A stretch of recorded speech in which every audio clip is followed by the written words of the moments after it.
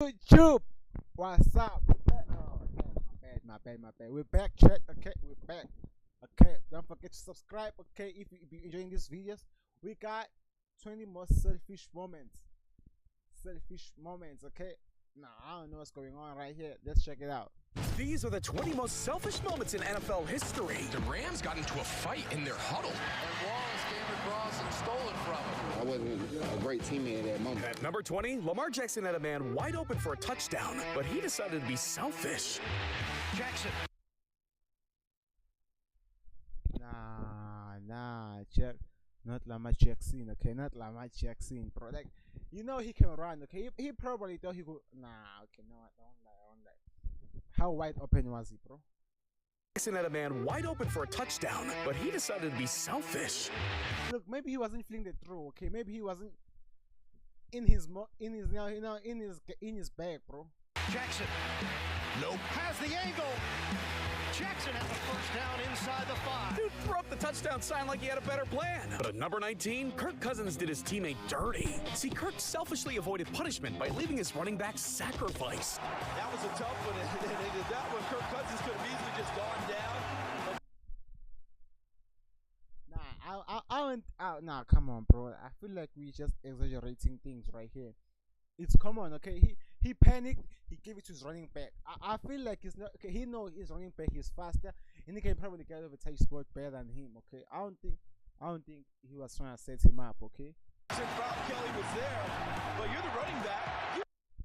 I mean, let's be honest. The running back wanted it too. Okay. Take it. Kirk Pause. let him take the heat, unlike Mike Wallace at number 18. Because Ben Roethlisberger wasn't even looking to throw his way when Mike turned into a thief. Roethlisberger breaking away, going for the end zone. Wallace, touchdown. He's lucky he scored a touchdown, because at number 17, it wasn't the same for Vernon Davis. See, he was so greedy for a touchdown catch, he left his team looking like a mess. McDonald's coming from left to right. He's the man this ball is intended for, and Vernon Davis. Yeah, that's definitely selfish. That's definitely selfish, bro. What is this dude doing, bro? Yeah, he definitely a selfish one, bro. Shows up, dude was fiending for a highlight. And so was Deshaun Jackson, but even worse. Because he could have went down like his team needed him to. But a selfish highlight on his mind had him looking ridiculous.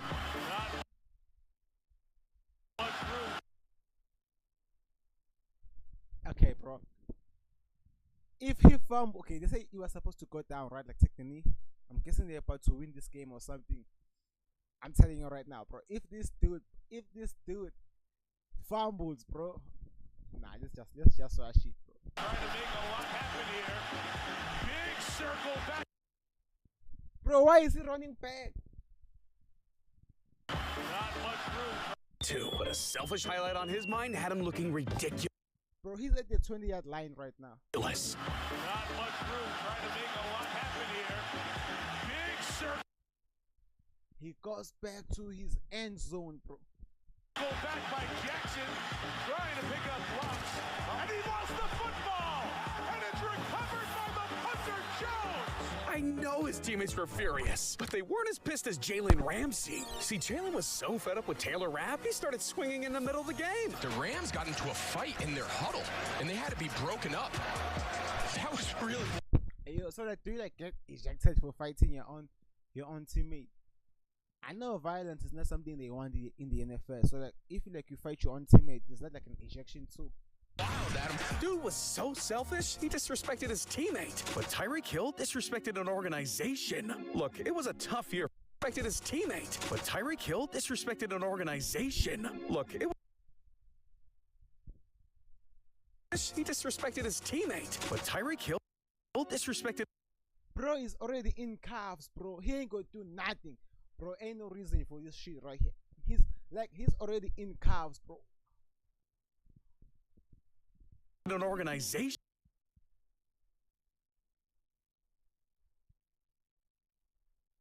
Look, it was a tough year for Tyreek. I mean, he went from leading the entire NFL in receiving yards to barely cracking 959 yards this season. And to make things worse, the Dolphins missed the playoffs entirely. So in the locker room, literally moments after the final game of the season, Tyreek let the world know that the Dolphins were straight trash. This is my first time I haven't been in the playoffs, man. So, I mean, for me, like I said, man, I just got to do what's best for me and my family, dog. If that's here or that's wherever the case may be, man. Okay, bro, how is he still the Dolphin? How is he still, like, do they need him so much that they let him say shit like this, bro? Like, bro just said the whole club S. He just said the whole team is S. He just said that, like, the whole team is S, and he just said he can find a better option, bro. Like, I don't know about sure. I don't know what's going on at the management at the Dolphins. But right there, I know he's fast, bro, but that shit right there, bro, I'm telling you, bro, he will have been the next trading pass. I ain't playing with you. I'm finna open that door for myself, dog. As I'm opening the door, like, I'm out, bro. He wasted no time to get the offseason talks going. But at least he didn't risk his career like Robbie Anderson. Because he wasn't focused on fighting the other team. He wanted smoke with his own coach. This scene was on the sidelines.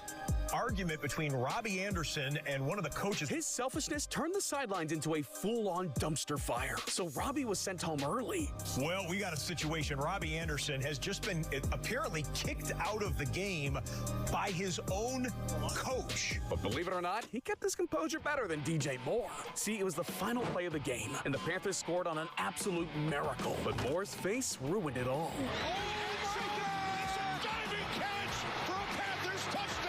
There is a flag thrown during the celebration. Unsportsmanlike conduct, offense number 2 for removing his helmet. Carolina will kick for 1 from the 30-yard line. Now, a 15-yard penalty didn't seem like much until it costed the Panthers the game. Extra point attempt by Pinheiro is no good. Moore lost his discipline, but what happened?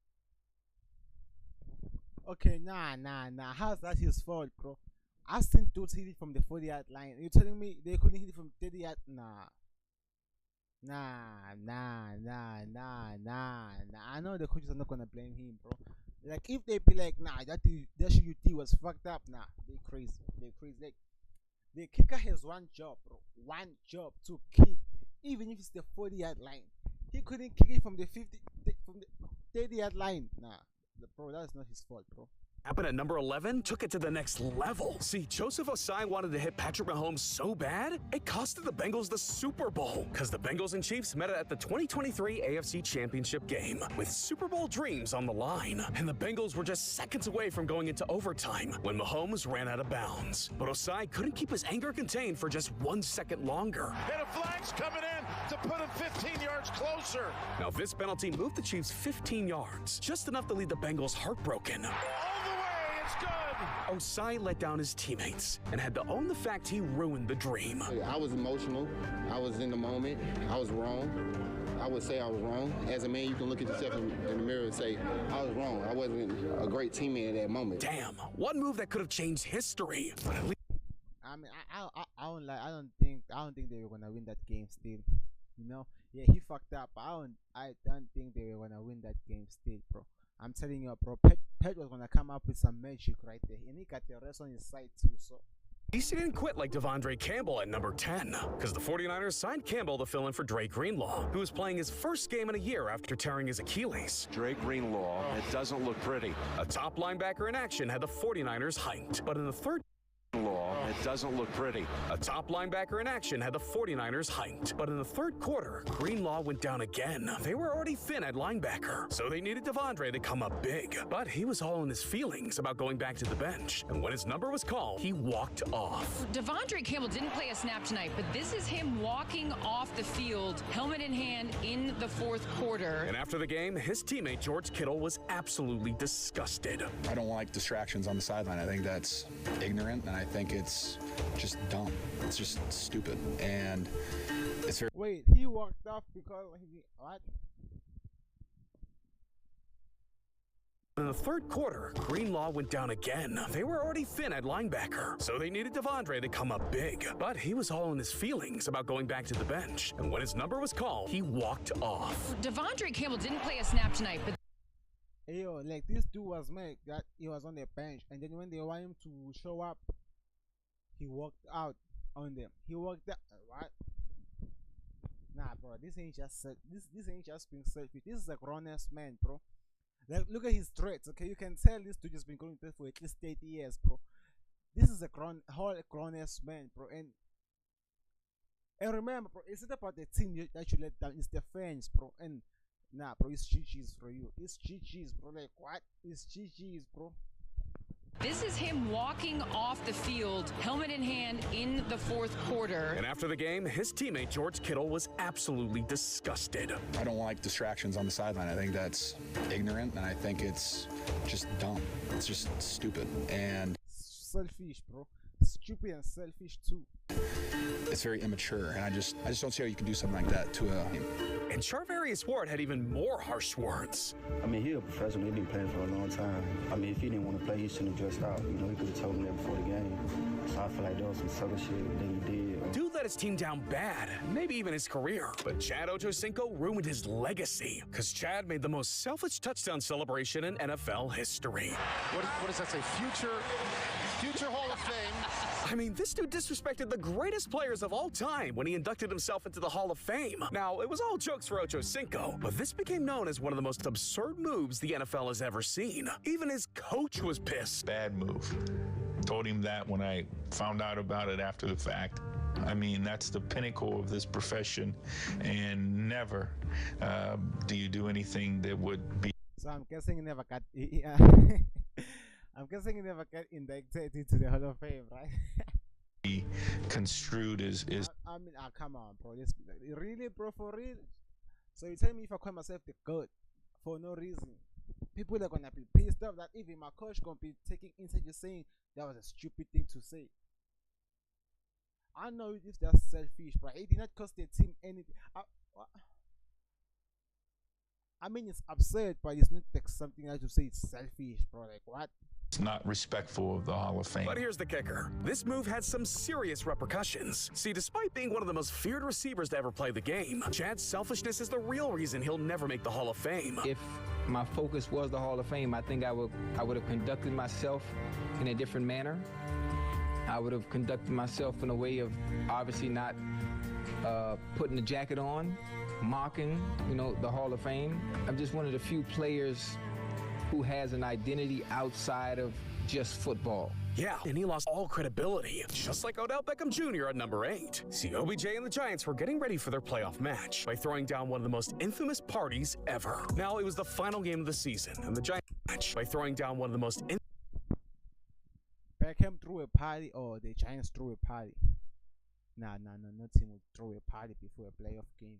Infamous parties ever. Now, it was the final game of the season, and the Giants had already earned their way into the postseason. So what did OBJ do right after their regular season finale? He threw a boat rager all the way in Miami. Yeah, just days before the biggest game of their lives against the Green Bay Packers. And they partied with the biggest stars, because Trey Songz and Justin Bieber raged with the Giants all night long. And once the videos with shirtless photos for Instagram came out, the media was on their heads immediately. Because why were some professional athletes flexing on the internet instead of preparing for their game? Now, OBJ brushed it off like it was nothing, but when game time came, he played like straight trash. Manning, pass is dropped. Quick throw, and Beckham can't come back with a one-hand. Yeah, GG's. He was GG's, bro. So this is why he left. Now, this is why they threw his ass out the door, bro. Grab. 3rd and 11. I don't blame them, bro. I would have done the same thing, bro. After this shit, this is disrespectful for the whole franchise, bro.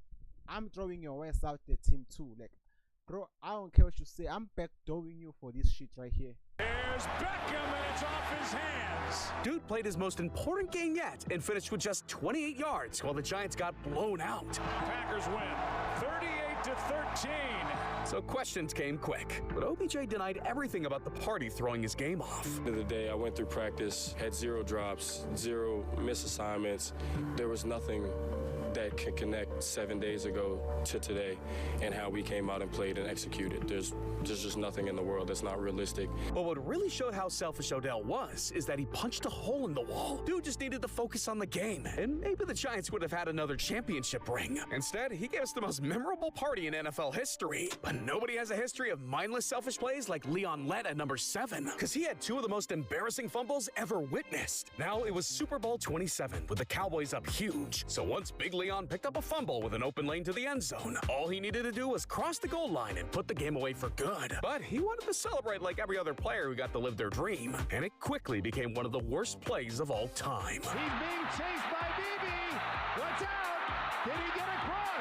No. Dude's Super Bowl story about scoring a touchdown turned into the most humiliating moment of his life. But what if I told you he was so excited just to touch the ball, he had a tragedy even more devastating? Now it was Thanksgiving Day in 1993 for another game with the nation watching, and the Cowboys were getting ready to take an L with a game-winning field goal. So it would take a miracle for the Cowboys to win. Whale was in the end zone. No one covered it, and Miami did. That could be a touchdown. We got a number 6. Imagine being a rich and famous athlete one day, and the next you're stealing Christmas. Yeah, Derek Ward was a former running back who played from 2004 to 2011, and even snagged a Super Bowl ring with the Giants. But the millions didn't stop him from becoming a thief. See, in 2023 in Southern California, he was caught stealing gifts from an entire family. A Grinch in a red hoodie who broke into the family home and stole many of the gifts under the Christmas tree. Yeah, dude turned into the Grinch. So bro blew his whole bank account, bro. His whole bank account. Like, I know he made money, bro. Nah, this what happened when we. This the shit is at least be doing, bro. Like, ain't no reason, bro. What? How you? I know he probably had like at least 10 million in his bank account, bro. But that was only half of his crop. And I know he spent it on nothing and nothing but their house, bro. Their house, okay? Cause I know this at least be dating. All these other, you know what they be doing, bro. Because after he was arrested, Ward was suspected of being connected to 5 separate robberies. So Ward was thrown in jail with his bail at $250K. But at number 5, Terrell Owens stole the spotlight. See, Terrell Owens was always known for his ego, but one moment proved he was off the rails. I mean, dude had a conflict so bad, he got kicked out of training camp. Back in 2005, the Philadelphia Eagles had a chaotic offseason, with Owens feuding publicly with Eagles management and quarterback Donovan McNabb. So when T.O. showed up to training camp, he was already walking on thin ice. Now he had a disagreement over some autographs that ended everything with the Eagles. I had a growing issue at the time, so I just felt like, let me use this time to go get myself healthier in the training room. We had a bit of a disagreement, and it was like right in the doorway of where, people were, a lot of players and coaches saw it. Yeah, and I think some other people were just, listening to the conversation. So, he felt like I was showing him up, and coach said, go home. Now Terrell went home, but he wasn't going to do it without being petty. So after camera crews followed him back home, T.O. gave the media a show. Y'all want me to order y'all some pizza? Yeah, that'd be great. That'd be great. Can I wrap you? Well, let me get the pizza number first. Hold on, now. Is the contract situation the problem here? T.O. Nah, I won't lie, bro. That's some damn shit right there, bro. I don't care if he ain't say anything bad, but the fact that their coach told you to go home, like, you should go home, bro. They just think about yourself and you actually talking to the media. Nah, bro. Even if it wasn't a big deal, bro, that's just showing that you don't respect your coach, bro.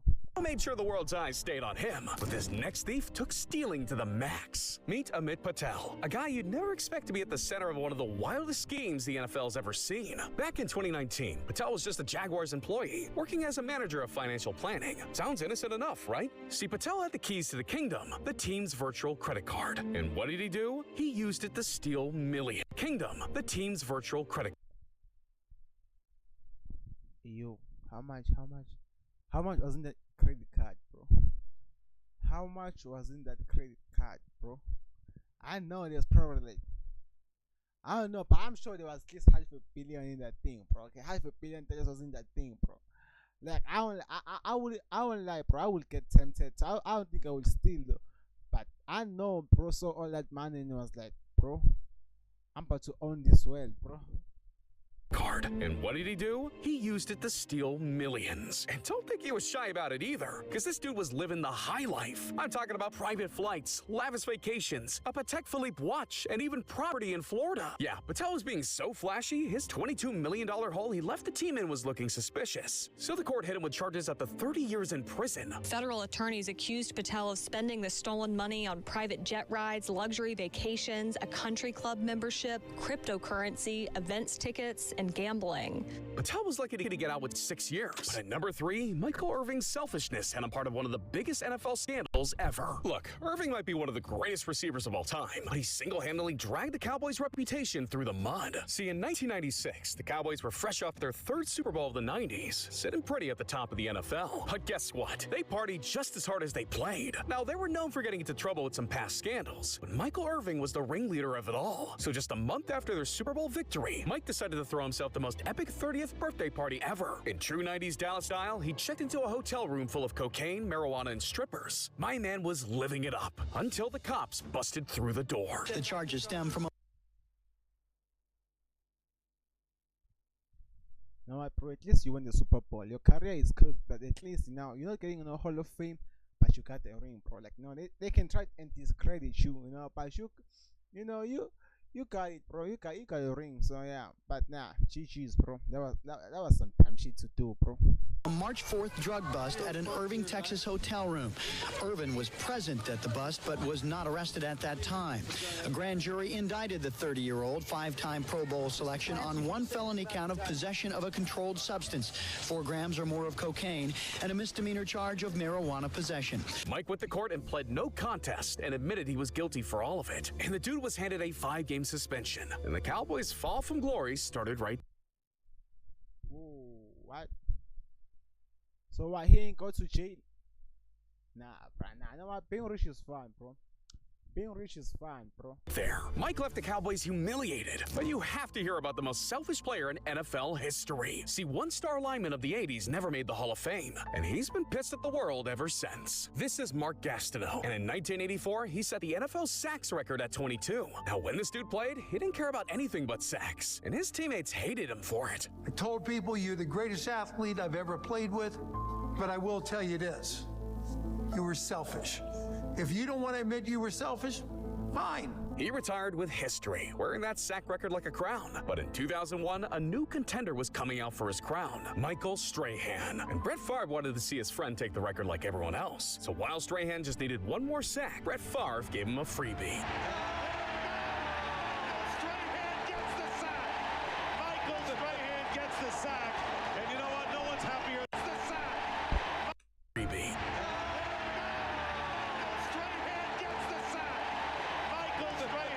The sack, and you know what? No one's happier than Brett Favre. And just like that, Gastineau's identity, his entire legacy was snatched away. All those years of being the guy who owned the sack record, gone. And he blames Brett Favre for all his pain. See, he could have cashed in on memorabilia for the rest of his life. But now the record belonged to Strahan, and Gastineau was stuck with years of rage bubbling inside him. And when he had the chance to talk to Favre about it, he got emotional. I'm gonna get my sack back. I'm gonna get my sack back, dude. You probably would hurt me. Well, I don't care. You hurt me. You hurt me. Yo, bro is crying out, but that he lost the record for sex. What? I mean, I know. I guess holding an NFL record is a good thing, you know. Like it's something you be proud of, but you a grown-ass man, bro, to be crying that you got hurt because you're just a record, bro. What? You hear me? Yeah, I hear you. You really hurt me. You hurt me, Brett. We got to get back to this, Brett. I'm sorry. Yeah, his selfishness made the whole thing awkward. But we've reached the most selfish moment in NFL history. Look, Antonio Brown wasted the Raiders' entire season by going up against the entire NFL. I mean, in 2019, the Raiders made a massive move, trading for AB in what was supposed to be a game changer. But instead of a league-altering performance, what they got was Antonio's personal circus. Now, it all started because the dude didn't want to wear the right helmet. See, that year, the NFL upgraded their helmet safety standards, but he was all about his signature look that he'd worn for 10 years. And if he couldn't have it, he was willing to quit quit the game forever. According to Adam Schefter of ESPN, the 7-time Pro Bowler told the Raiders that unless he can wear his old helmet, he will not play football again. Yeah, you heard that right. He was ready to sit out an entire season over a helmet, but the NFL wasn't playing that game. So eventually, AB agreed to play. But by then, he'd missed the majority of training camp, leaving the Raiders MG absolutely pissed. Then, one day, they sat down to discuss the upcoming season, and AB crossed the line. But it wasn't like, yo, you. It was like, yo, come on, we need to get this going over here in the Raiders. You know what I'm saying? It was like on some cool shit, like. Right. At this point, the Raiders had enough and finally kicked him to the curb. But Antonio Brown didn't just walk away quietly, because he posted the most selfish video in NFL history. The Raiders free! Bro.